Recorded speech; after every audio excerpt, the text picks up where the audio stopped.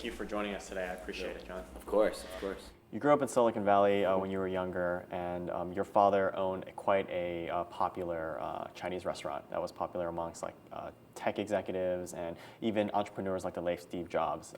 How has being around such successful people shaped who you are today? It was really just a place for engineers, and it wasn't flashy, it wasn't crazy, and even the way it is now is very different. It was about people wanting to change the world with technology. And I remember always growing up in that and thinking that everyone had computers because our whole area had computers. Not realizing until I got into college that no, this was something very, very special place. So everyone thought they could change the world. If you had a great idea, you could do it. People that I was friends with in high school did things like that. And so when you are a storyteller there and you realize, oh, I like filmmaking, and right at that time, computers were getting powerful enough to help edit and do digital video. I was getting beta computers and beta software from engineers that would come into the restaurant, and they knew that Chef Chu's youngest son is a filmmaker, likes to make movies, so they would give me all their beta stuff, and I had to learn all of the software without instructions. I just learned on it. So it was cool. Once I went to USC, it was like perfect bridge between, because that's sort of when the digital revolution came to film, and I was already a little ahead of the curve. So now in the business, when entertainment and technology are converging, I sort of sit in a really amazing place of knowing a lot of the tech people. I grew up with them, or they're parents of people that I know, and in the entertainment world where I made a name for myself. So it's a cool time. And so speaking of tech startups and everything and growing up with them, do you see any parallels between being successful in your industry and being successful in the tech startup world? I think being a director is sort of like being an entrepreneur. You've got to, no one's going to give you that label. You can't get hired for that job and suddenly be a director. You sort of are or you aren't. You're either putting things together and making a movie and getting the resources to make that vision come to life, or you're sitting on the sidelines waiting for that moment. And I think that the discipline I learned from watching the engineers in the Silicon Valley love the craft of what they're doing, love making a specific product for a specific purpose, for a purpose that they wanted themselves. I thought was always something to grow up in, was an amazing philosophy of life. So I think when I'm making movies, I always think of it as, what are we creating? Why does the world need this thing? And how do we use brilliant minds of people all around to create this, and everybody adds something that not one individual could have created themselves. Right. And you're right. You are pretty much an entrepreneur too, aside from an artist. Mm-hmm. And speaking of building businesses, I hear that you just launched your own production company, Chu Studios. Yes. Right. Yes. So tell us a little bit about that. Yeah, I'm excited. Growing up, you dream about having your own studio, your own production studio to make your things that come from your head and bring it to the screen. And you could really create a production company anytime, but I sort of waited off to do it right, to do it when I had enough experience in the business where I could set up projects that meant something that were actually going to get made. So it sort of seems like the right time right now. And because I have experience in both the big tentpole movies and also musical documentaries like the Justin Bieber movie and web stuff like the LXD and D Studio, I feel like we have a good range, and even live show stuff now, because we just did the Justin Bieber show, and we have some other shows that we're putting together.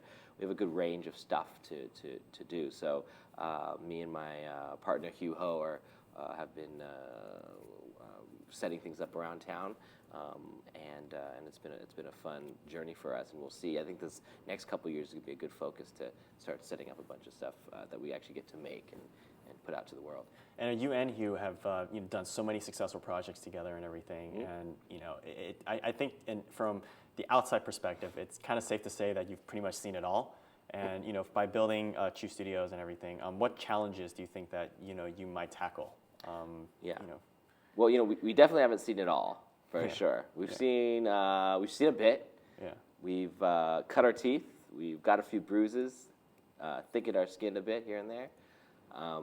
I sure hope we haven't seen it all. I think it's a fun thing to go through with a friend as well, to go through this crazy town. The town is changing as well, and we think that this is our time. A time when we're 30-something years old now, and the adults are getting older, and we're becoming the adults, or maybe we are the adults. I'm just in denial.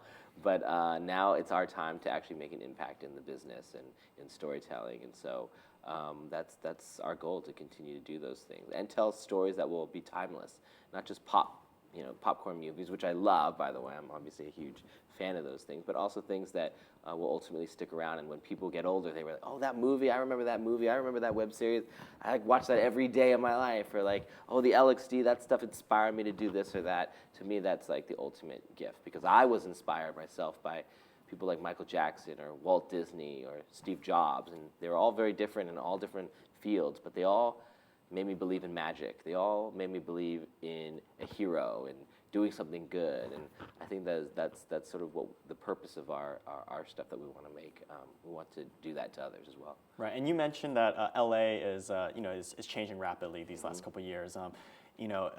Doesn't it kind of seem like it's getting much more techy? Like a lot of startups are trying to make their mark here now. Yeah, I mean, it's a very interesting. I think there's a culture clash. So growing up in the Valley and being in LA, there's very different types of people. Right. I feel like sometimes in LA that you have people that like the idea of being an entrepreneur, love the idea of being a filmmaker, but don't actually like the work, the hard work, because really the jobs are not glamorous. The jobs are, you don't really have a life. It is making that thing all day, all night, missing the parties, missing the events, going late nights so you don't get sleep. It's all the stuff that you in high school you'd be like, oh, those are the nerds. They don't go to the dances. They don't go to the thing.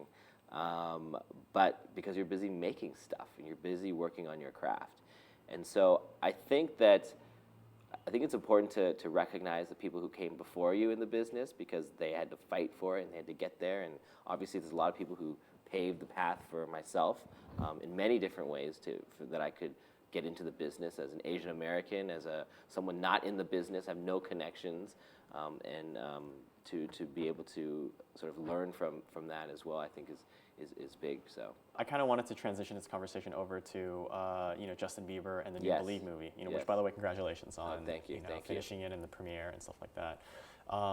So you mentioned in multiple interviews that this movie is really the first one was really about, like, I guess the concert and Justin as an artist, and then this one is really about like growing up and seeing the more human side of him. What's it been like watching him grow up from like a young man to pretty much an adult these last like couple years? Yeah, it's been pretty amazing. I don't have a younger sibling. I never had a younger brother or sister, so I don't know that feeling of watching somebody grow up. I don't have a kid. So in a way, it feels like a younger brother. And it's really crazy to watch someone go through that, especially at his level, where he realizes the power he has. He suddenly has the world at his fingertips, literally the world at his fingertips. He can do anything he wants. He can get away with whatever he wants.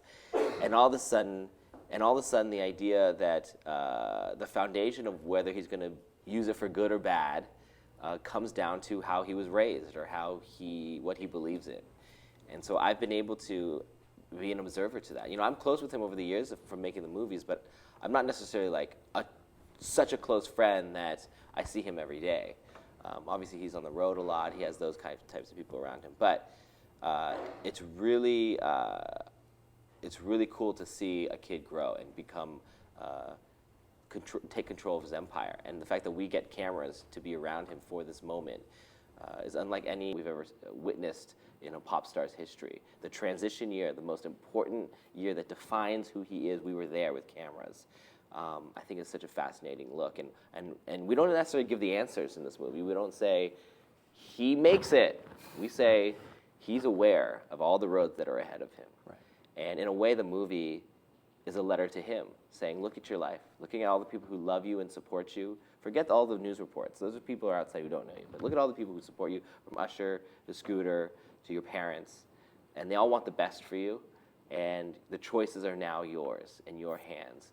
And even when I asked him the question about what's going to make you survive all of this to prevent you from becoming a train wreck, he defends that he won't be a train wreck and the reasons why. So he's going to have to answer to himself one day too. And I think that's an important thing for him to see and recognize that that he has a purpose to survive this, and we're rooting for him for that. Right. And obviously, you have an incredible relationship with him, and you mentioned that he's like a little brother to you. But even with little brothers and stuff, like they'll sometimes do things that kind of irk you or annoy you. Like, what are some maybe funny things that Justin does that annoy you consistently? That you make fun of him for sometimes. Yeah, and it's funny because Justin, I say he's a little brother, but he's not little anymore for sure. And he'd probably hate that I call him his little brother, which is awesome.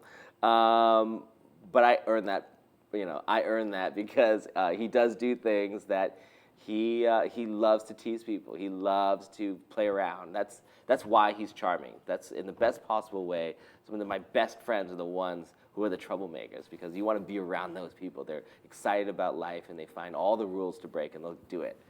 I think that's what makes him successful. I think that's what makes him different. He doesn't just fall into line. One of the things when we were shooting the movie sort of exemplified all of this was when we were doing the big interview. I was going to interview him. I'm not Oprah or anyone, so I'm not like the best interviewer. I'm just going to talk to him as a friend, but I'm going to ask him the tough questions. I'm going to ask him about all these different paparazzi incidences and why he did this or that. And I wanted to be honest and real. He's like, okay, I'm ready. And he goes and does his makeup, and he's growing this little mustache. And I'm like, okay, so shave the mustache. He's like, yeah, no, I'm going to keep the mustache. I'm like, you're going to keep the mustache for the biggest interview of the movie, and we're going to be this close to you in this close-up, and you're going to have a mustache? People are going to laugh the whole time. And he's like, no, I like it. And he's like, it just makes me feel older. It's delusional, but it makes me feel older. And it was at that point when I think I realized, like, this could be either a disaster, because the whole movie is going to have a mustache, Justin Bieber, the mustache movie, or it's going to be a great symbol of him as the rebellious kid. It's a simple, playful thing, but that's exactly how he feels. And the fact that he recognizes himself that it's delusional, that it just makes him feel, it was so relatable, because I did that. Even now, I can't really grow a mustache. I just grow as long as I can. It gets about that long. But I know that feeling, and it's so relatable, and not like some pop star that thinks he's too cool. It's just a guy who's having fun with it and is like one of your friends. Right, and it makes him more human too, in a sense, as Completely. And you don't get to see a lot of that all the time of Justin when he's doing the publicity rounds or doing those interviews. He's very good at that stuff. He knows his stuff, and he knows how he wants to present himself. But this time we get to go deeper with him when the cameras, when there's no crew around. It's just me and a camera. And luckily, he trusts me to be able to be that open with me, and in fact, with all his fans. He knows that his believers are going to watch it, and they're going to see the truth, and they're going to understand. He doesn't have to hide anything from them like that. When you're looking at dynamics, right? Whether it's master apprentice, big brother, little brother, no matter who's teaching who, like there's always moments where you guys teach each other something. And I guess my question to you is: has Justin taught you any lessons, about yourself? That has always been the case, that he has taught me stuff. I don't think he's ever learned anything from me. Our relationship is I'm there to observe. I'm there from the outside. I come in, and for some reason he's trusted me to be in those places, even when he didn't know if he could trust me. I think I proved that he could trust me, and that I see him as a human being, not as a product to just like get out there and market. So we've gained this nice little relationship. But I watch him, how he deals with the crowds, with the paparazzi, with the pressure, with a staff, basically, that looks to him, but also treats him like a little boy one day, and then he has to earn their respect another as their boss in another way. So every step of the way, I watch him, and I really don't know how he does it. Day in and day out, performs, and then has to deal with not having a private life in any sort of way, getting on a bus, going to the next city.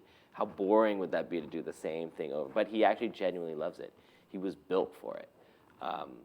It's a part of who he is, and he's never going to stop. He writes music all the time.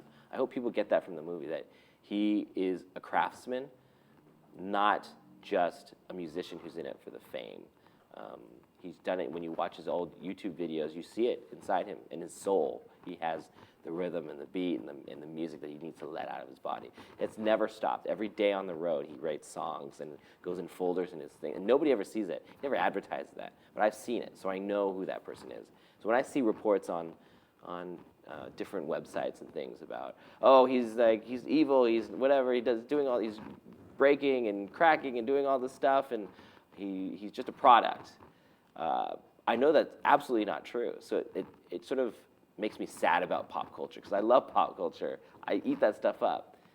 But it makes me sad about that we can just believe these lies and never even try to see him as a human being in that we're doing. We should be rooting for his success, not rooting for his demise. I think that's irresponsible. Have you ever kind of felt some of the pressure that Justin feels? Because I know you've traveled with them, for a while now, and I'm sure you see paparazzis around, and you've had meaningful conversations with them and everything.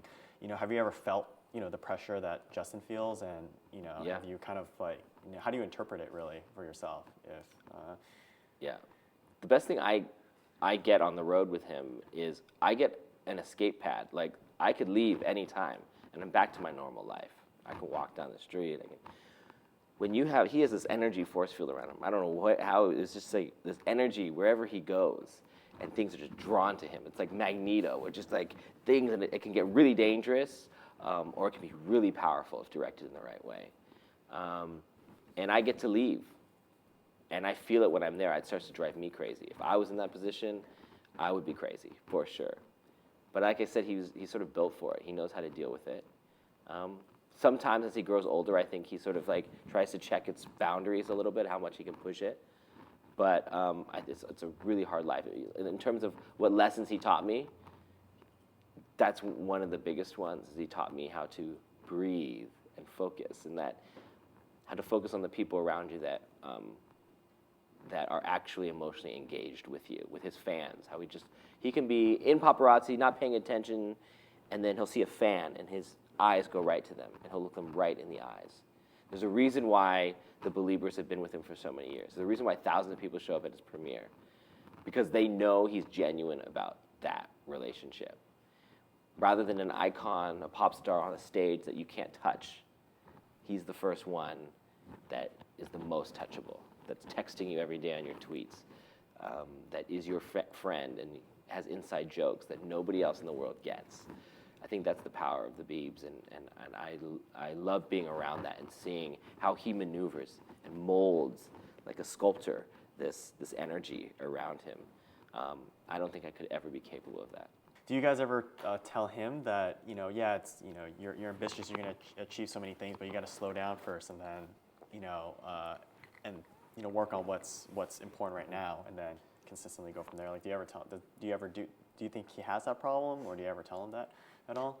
It's not really my place. I don't have that kind of relationship with Okay, I give him like career advice. Yeah, that makes sense. Yeah. I kind of look at him and be like, I should be working harder. I should be working faster. Dang, I'm like 14 years behind. But no, I think he has his own timeline.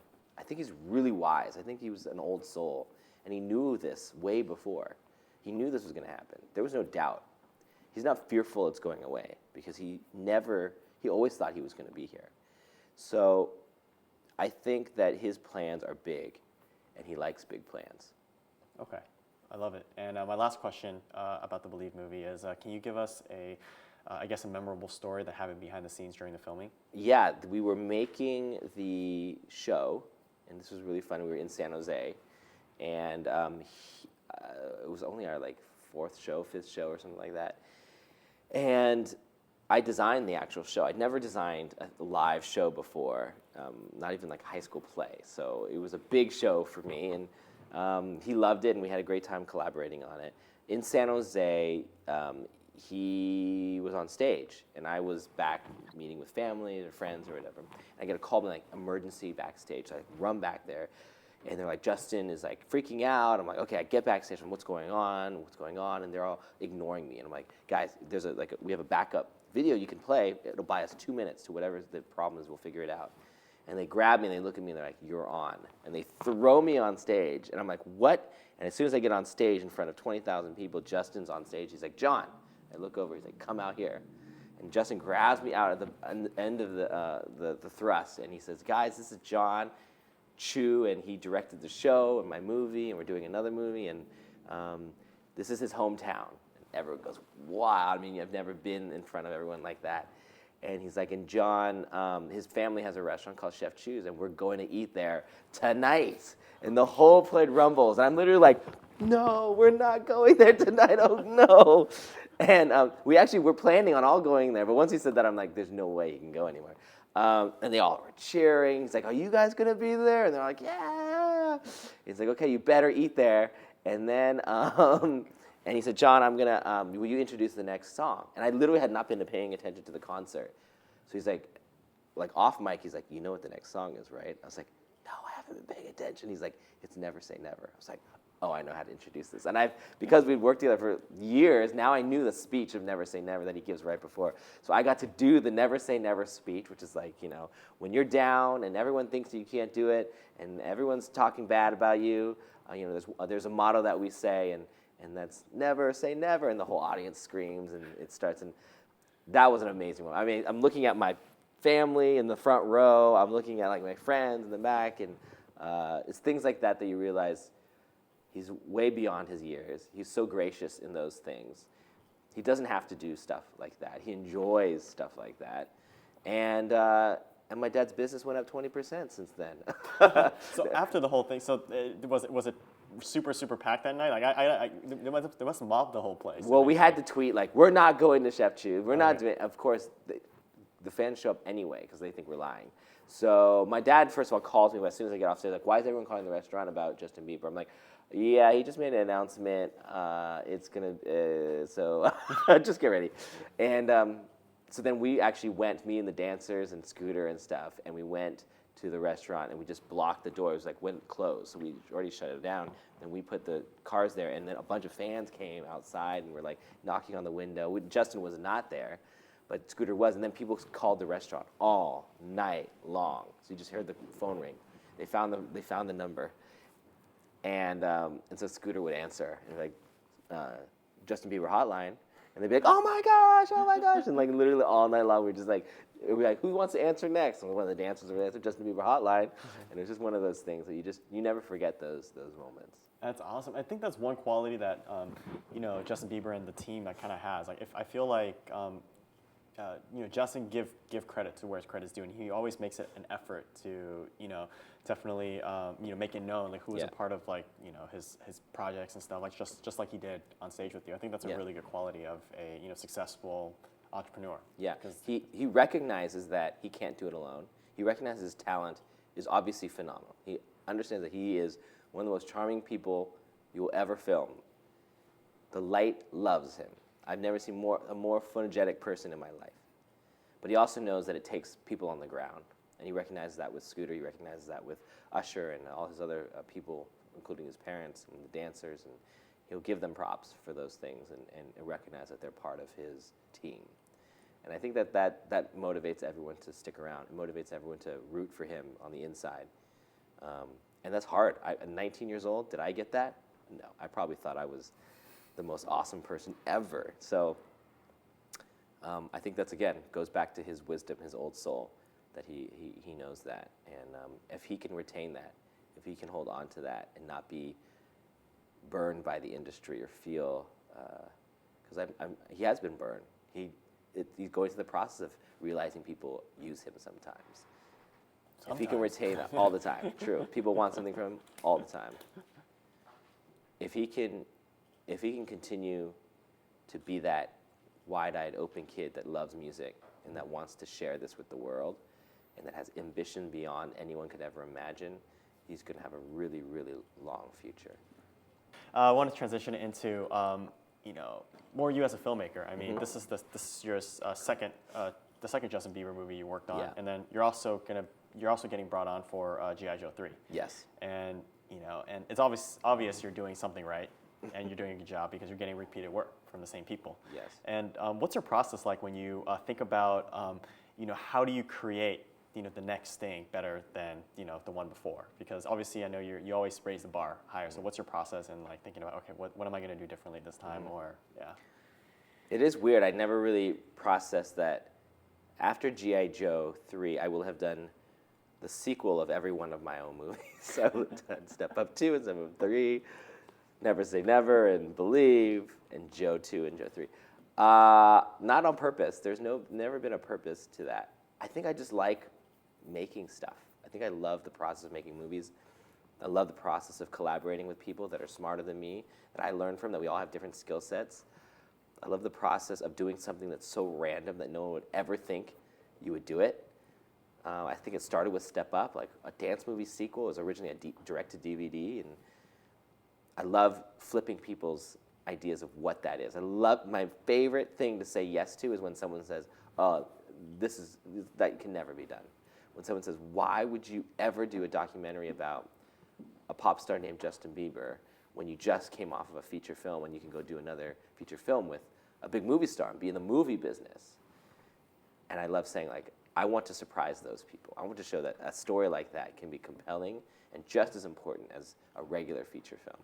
I want to show people who thought the G.I. Joe movie franchise was dead, that we could reinvigorate it and create a whole next level version of that and bring the toys that I knew as a child to another new generation. I love the idea that say, oh, you can't make an in-flight safety video for a airline interesting. Nobody wants to watch it anyway. And by the way, they're forced to watch it by law, and the FAA has all these rules. You could never make that interesting. I love saying, oh, really? Like, oh yeah, and by the way, we don't have any money. Like, I bet I can do it without your money, and I bet I can make it interesting. I love that, and I think that that comes from the Silicon Valley ideas of just making good products. And I have faith that there's always a better way to do anything you're doing. I think that when you look at a clock, you're like, you can do that better, or at least different. And there's so many opportunities to do that. So the projects that I choose are the ones that make me excited about life. So I hope that right when you think I'm going to do another franchise movie, I go and do a small dramatic movie, or that as soon as you think I'm going to do that, then I'm going to go do a horror film and a comedy. Because to be honest, movies save me. Movies are the thing that make me a better person as a human being, not as a filmmaker. I may not be the best filmmaker or storyteller in the world, but the fact is I need movies to help me grow and make me learn about the world and make me meet really interesting people.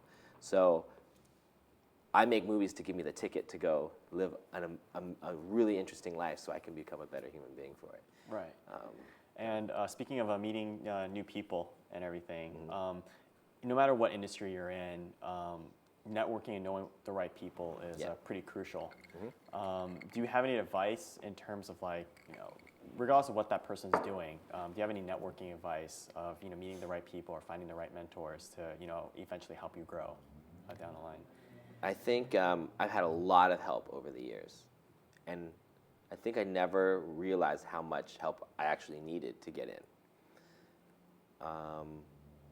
When I was shooting stuff on my own in high school, I had a lot of dancer friends, and I learned a lot about dance and movement from my friends, not realizing I was learning from that. And the only people who would help me be in my movies were dancers, so I'd shoot dancers all the time, and I happened to understand them more than other people. So when I went to go make movies, that was the language I could bring to the table. That was my thing. I think as I do other things, from action to even to the Justin Bieber stuff, I get to learn from all those experiences.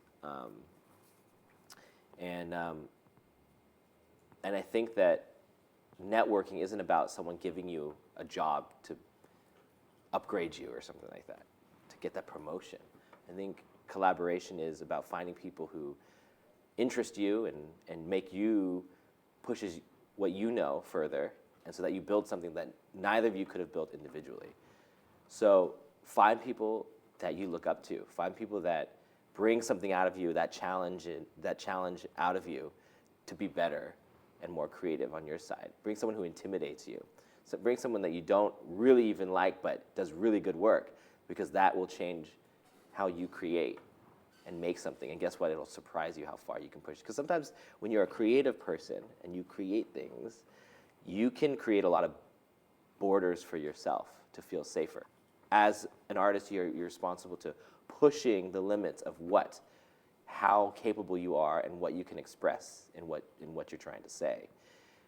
Because that is all our jobs as artists as we push art forward. You know, when you have someone like Quentin Tarantino, who can do any movie in the world that he wants to do, if he did a little dance movie that was exactly like Step Up 2, that doesn't help anybody.